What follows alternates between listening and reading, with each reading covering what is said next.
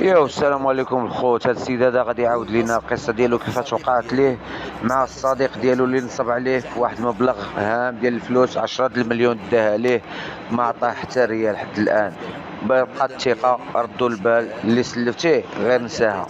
وإلا هو أن تعرضت للنصب من طرف صديق ديالي مدة 15 سنة أو 20 سنة. جا عندي في واحد الأيام، من يوم من الأيام، قال لي ودي غادي تقترضني واحد 100,000 درهم. المدام ديالي عندها شيكات وانا اللي عطيتهم، وإلا ما رجعتش خلصت ليها المدام ديالي غتسجن، عتقني لوجه الله تبارك وتعالى. بحكم الصداقه اللي كانت بيناتنا عطيته 100,000 درهم، يعني 10 مليون سنتيم، على اساس يرجعها لي على 90 يوم.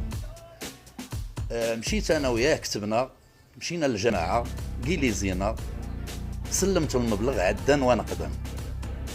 دازت 90 يوم، فات وقت الاجل ديالها بعده شهور. واحد النهار قلت له فلان اعطيني الفلوس ديالي، قال لي دابا ما عنديش. قلت له ما عطيتينيش الفلوس ديالي راني غادي ندعيك. قال لي الله يرحم الوالدين دير لي تمديد.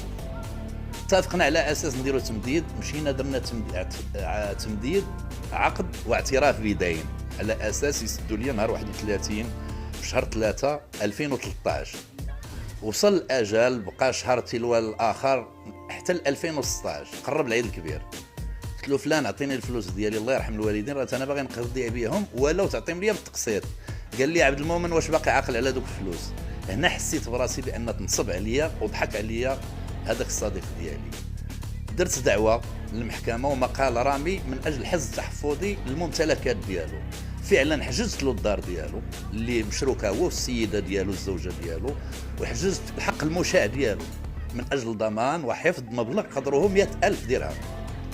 ملي دخلت معاه في المحكمه، قبل ما ندخل معاه في المحكمه صيفط لي ناس كيقول الصلح على اساس يعطيني نص ديال المبلغ. قلت له فلان راني ما بعت ما شريت معاك، انا سلفتك لوجه الله تبارك وتعالى، نقدر نحيد لكم 10,000 درهم بحال جيتو خسرتها عليكم، واعطيني 90,000 درهم.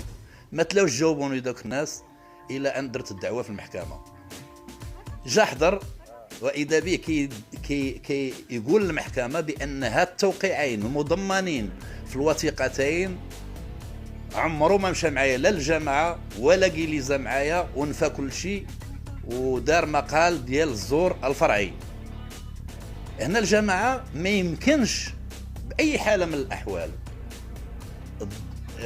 تصحح شي امضاء الا ما تاكدتش من الهويه ديال الشخص الماثل امامها.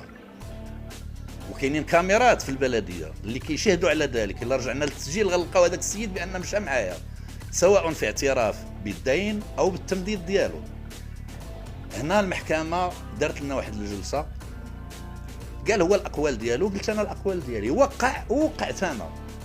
التوقيع ديالو ها هو مضمن في هذه الوثيقه اللي داز عند السيده القاضيه، ها نسخه من الحكم التمهيدي اللي قال كلامه قلت كلامي، وقعنا فيه بجوج. عطاونا الخبره ملي مشينا سيدي عند الخبير. الخبير بعدا اول شيء اللي كيقول في الوثائق في تقرير الخبره بانه حيث تم استدعاء الاطراف وكذا الدفاع من اجل حضور جلسه اجراءات الخبره في الخطوط بمختبرنا بواسطه البريد المضمون مع اشعار باستسلام طبقا لمقتضيات الفصل 63 من القانون المسطره المدنيه. كنتحدى هذا الخبير الا وصلتني شي وثيقه ولا عنده شي اشعار ديال الاستسلام. انا مشيت صدفه عند السيد المحامي اللي مكلفوا بالملف ديالي، وقال لي واش علمك الخبير راه جاتنا واحد الوثيقه بان راه غتكون الخبره في التاريخ الفلاني. اعطاني نسخه بما توصل هو، ماشي لا انا ما توصلت بوالو لحد الساعه الان. وإلا تصاب هذا السيد شي وثيقه انا ساني فيها ولا تسجلت بها، انا المحكمه تحكم عليا بالاعدام. انا اقر بهذا وباقصى العقوبات. انا ما بقاتش فيها الفلوس، بقات فيها الشمته اللي شمتنا هاد السيد هاد الخبير ودعيته بالزور، والمحكمه ما خداتش بعين الاعتبار. لان اش كيقول في المحضر ديالو بان التوقيعين اللي دار امام هما خارجين من الخانات، وبان داك السيد كيسني سينياتور اللي هي كبيره، امضاء اللي هو كبير الحجم، ليس بامضاء صغير الحجم كما هو مبين بتمديد اعتراف بالدين والاعتراف بالدين. هنا الا جينا نشوفوا المقارنه، غير الواحد السيد ما كيفهمش في القانون وما كيفهمش في الخطوط. كنشوفوا بان التوقيع المضمن هنا في الوثيقه ديال البحث اللي دارته لنا السيده القاضيه في المكتب ديالها، فهو كبير جدا ولا يمت بصله التوقيع الثاني. وما يثبت ذلك بان السيد عنده توقيع صغير وكل مره كيغير وكيف ما بغى هو، وهو التوقيع اللي عطاه العون القضائي نهار اللي قال ليه، عطاه واحد طي وقال لي راه فلان داعيك، وعطاه نسخه من ديك الدعوه. التوقيع ديالو هو قدر الانموله، يعني صغير الحجم. هنا ما بقاش في الصغار او في الكبار. الخبير ما عندوش مستلزمات باش يخدم، يعني اعتمد على العين المجرده او بمكبر او بصوره رقميه كما يدعي. هنا عندي شهاده اداريه تثبت بان هذاك السيد هو من وقع في الاعتراف بالدين وكذلك التمديد. المحكمة ارتأت في تقرير الخبرة وعطات المصادقة عليه، يعني أيدوا الخبرة. أنا طلبت خبرة مضادة في الشرطة العلمية أو في الدرك المختبر ديال الدرك الملكي، ضربوا كل شيء بعرض الحائط وما عطاونيش هذا الحق ديالي اللي خولوا لي القانون وخولوا لي الدستور، لأن هذه حقوقي مشروعة وما كنطالبش بشي حاجة خارجة على القانون.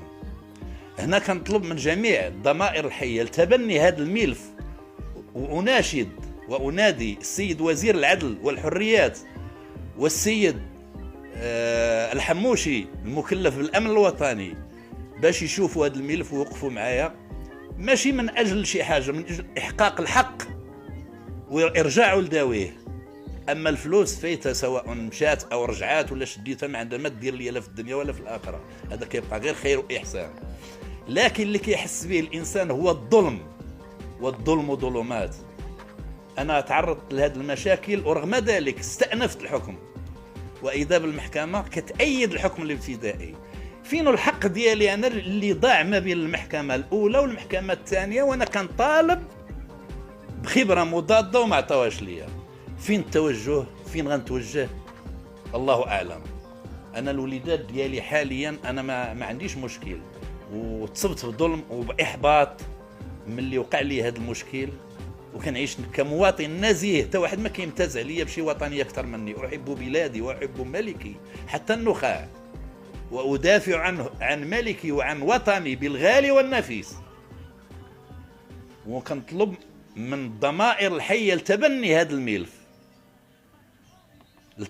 هذا الملف، وتحية اليوم صادقة للأحياء من الأوفياء اللي كيناصروا الحق في كل زمان وفي كل مكان. والله يجزاكم بخير. هذا ما لدي من تصريح، وبغيت نناشد صاحب الجلالة أعزه الله، راه ما تليناش عرفنا احنا، راه قلنا نعمل الدستور، والدستور احنا بغيناه باش تبدل وباش تقلب، والقانون كيسري والمغاربة سواسية كأسنان المشط أمام القانون.